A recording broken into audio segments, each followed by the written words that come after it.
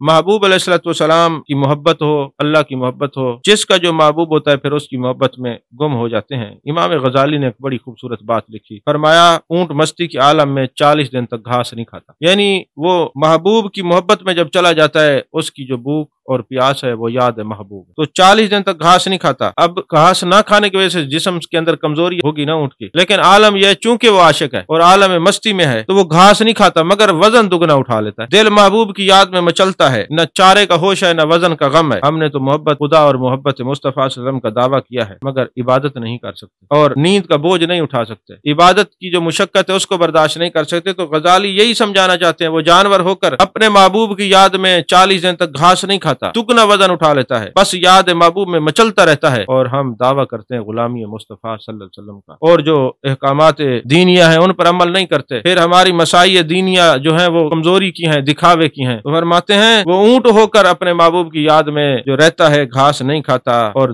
दुगना वजन उठाता है। हम इंसान होकर रोजे नहीं रखते, हम जो है हुक्म होने के बावजूद अपने महबूब हकीकी की बातों पर अमल नहीं करते, और फिर ना हमने जनाब वाला इबादत का ज़ौक़ रहा और न नींद का बोझ उठा सकते हैं। तो सच्चा वही होता है जब अल्लाह और उसके रसूल सल्लल्लाहु अलैहि वसल्लम की मोहब्बत का दावा करे, फिर वल्लज़ीना यबीतूना लिरब्बिहिम सुज्जदन व क़ियामा, वो कभी कभी रातों को सजदे करते हुए नजर आते हैं, कभी कयाम करते हुए नजर आते हैं, कोई इबादत करते हुए नजर आते हैं, कभी यार के नाम की तस्बीहें पढ़ते हुए नजर आते हैं, कभी सांस के जरिए सांसों की माला उसके नाम करते हुए हर वक्त ला इलाहा के जिक्र में और अल्लाह अल्लाह के जिक्र में मशगूल नजर आते हैं।